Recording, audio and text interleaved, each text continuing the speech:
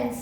Trial balance అంటే మనము మన క్రెడిట్స్ డెబిట్స్ ఇవి ఎలా వేసుకోవాలి అంటే అసెట్స్. డెబిట్స్ అంటే ఏంటి? Debits assets, losses, expenses. ఓకేనా? క్రెడిట్ అంటే లయబిలిటీస్, ఇన్కమ్స్, గెయిన్స్. మనకు వచ్చినవి అప్పులు అన్ని క్రెడిట్లో ఉంటాయి. ఇక్కడ వచ్చేసి అసెట్స్, మన ఆస్తులు ఏమున్నాయి అసెట్స్ అవి. మళ్ళీ లాస్ ఏమైంది, ఎంత లాస్ అయింది అనేది. ఎక్స్పెన్సెస్ మనం ఏం పే చేసామో అనేది మనకి డెబిట్లో ఉంటుంది. టాలీ ప్రకారం చూసుకుంటే ఇది డెబిట్ అనేది F5 వేసుకోండి, క్రెడిట్ అనేది F6.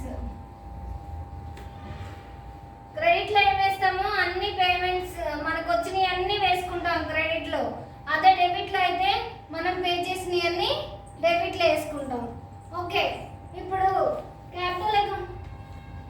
క్యాపిటల్ అకౌంట్ ఉంది. ఈ క్యాపిటల్ అకౌంట్ మనకి ఫస్ట్ సమ్ చేసాం కదా టాలీలో. మనం దేంట్లో వేసాము? రిసిప్ట్లో వేసాం కదా. రిసిప్ట్ అంటే క్రెడిట్లో వేసుకున్నాం. అంటే ఇది ఇక్కడ తప్పు, డెబిట్లో వేయడం తప్పు. అంటే ఇది ఎసెట్ కదా మనకి. సో ఎసెట్ క్యాపిటల్ కాదు, ఇది ఎసెట్ కాదు, లయబిలిటీ. ఓకేనా? ఇది మనకి లయబిలిటీ.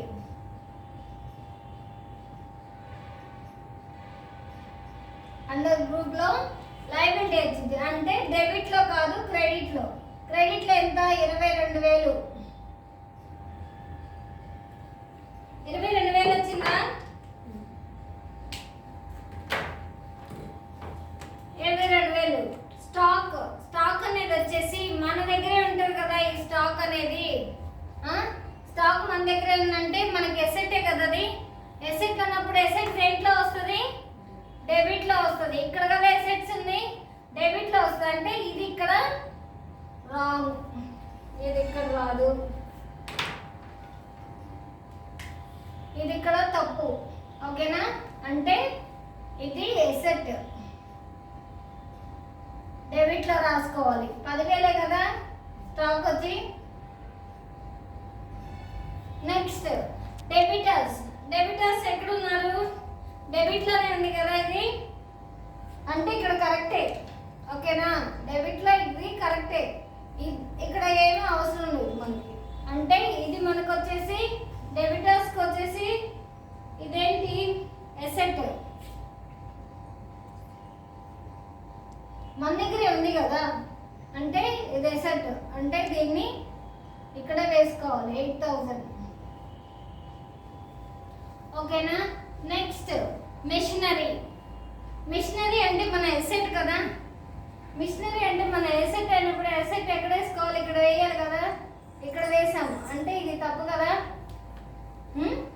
అంటే ఇప్పుడు ఈ ఎసెట్ని మనము డెబిట్లో వేసుకోవాలి కదా. 20,000. ఓకే, క్యాష్ ఇన్ హ్యాండ్ వచ్చేసి ఇది కూడా ఎసెటే మనకి. మన చేతిలోనే ఉన్నాయి కదా, మన దగ్గరే ఉన్నాయి, స్పెండ్ చేసింది ఏం లేదు. ఇది కూడా ఎసెటే. అంటే ఇది 2,000.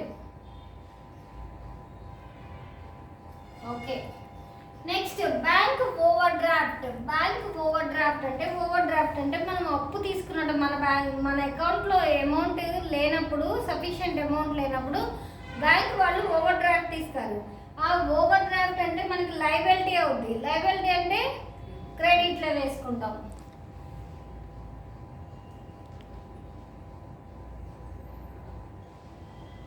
లయబిలిటీ అంటే క్రెడిట్ అంటే 14,000 ఇక్కడ వస్తాయి. ఓకేనా? నెక్స్ట్ వచ్చేసి సేల్స్ మనకి రిటర్న్ అయినాయి. అంటే ఇదేంటి? డెబిటర్స్ కదా. సేల్స్ రిటర్న్ అయినాయి అంటే మన దగ్గరికి వచ్చి ఉంటాయి కదా. అంటే ఇవి మన దగ్గరే ఉంటాయి. ఇక్కడ తప్పు, డెబిట్లో వేసుకోవాలి. అంటే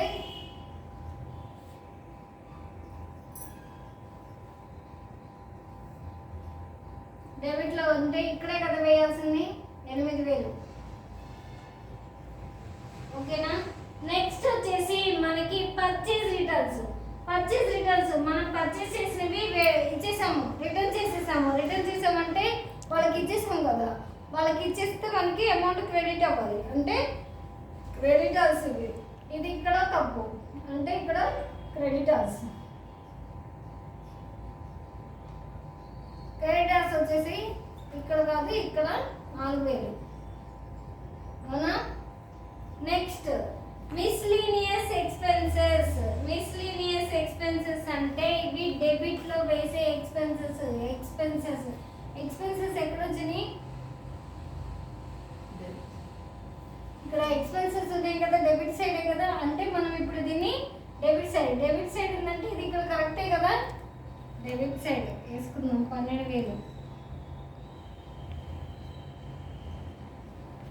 నెక్స్ట్ సేల్స్ అంటే ఏంటి, మనం అమ్మామంటే వెళ్ళిపోయినాయి కదా, మనకి అమౌంట్ క్రెడిట్ అవుతాయి, అంటే క్రెడిటర్స్. ఇది కరెక్టే ఇక్కడ కూడా. గెయిన్స్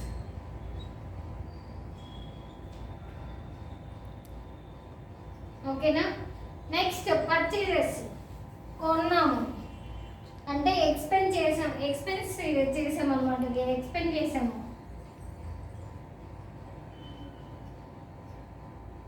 $26,000 కదా.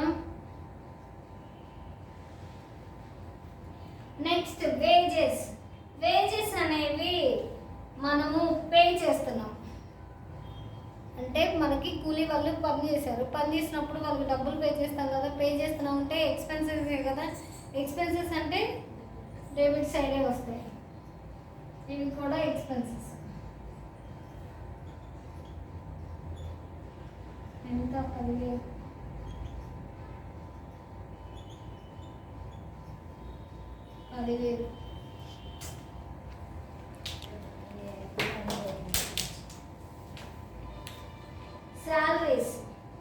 శాలరీస్ వచ్చేసి మనము పే చేస్తాం కదా శాలరీస్ అనేవి. నెక్స్ట్ ఏమున్నాయి, శాలరీసే కదా, శాలరీస్ అనేవి పే చేస్తున్నామంటే ఇవి కూడా ఎక్స్పెన్సెస్.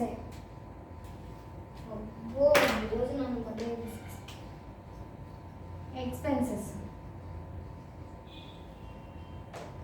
ఏంటి, డెబిట్లో ఉన్నాయి కదా 12,200. ఓకే. బిల్స్ పేబుల్ మనం పే చేయాలి, వాళ్ళకి పే చేయాలంటే ఇవేమవుతాయి, బిల్స్ పేబుల్ వచ్చేసి క్రెడిట్ అవుతాయి వాళ్ళకి. బిల్స్ పేబుల్ అంటే మనం అప్పు ఉన్నట్టే కదా, వాళ్ళకి అప్పు ఉంటేనే కదా మనం పే చేసేది. అప్పుడు ఇది ఎంత, బిల్స్ పేబుల్ 10,200.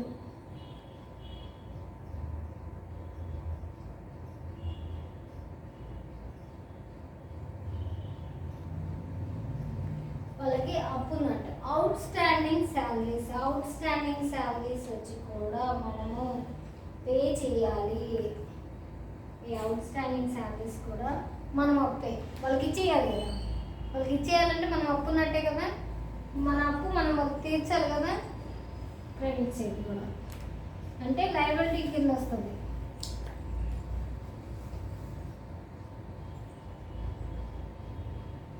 లయబిలిటీ 1400. ఓకేనా. ఇక్కడ క్రెడిటార్స్ ఉంది. క్రెడిటార్స్ ఏంటి, క్రెడిటార్స్ అంటే లయబిలిటీనే కదా, 12,000 క్రెడిటార్స్ ఉంది కదా లాస్ట్లో. క్రెడిటార్స్ అంటే లయబిలిటీస్ వేసుకొని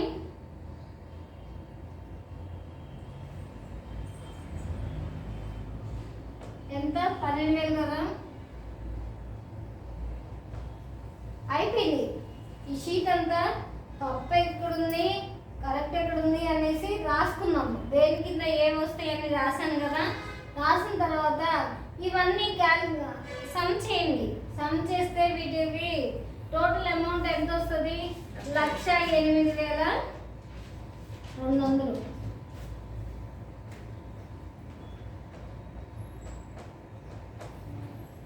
ఇది టోటల్ అమౌంట్ అనమాట. ఇలా రెండు ఈక్వల్గా వస్తేనే మనకి బ్యాలెన్స్ షీట్ అనేది కరెక్ట్గా వచ్చినట్టు, లేకపోతే బ్యాలెన్స్ షీట్ సరిగా రాలేదు అనేసి, తప్పు వేసామనేసి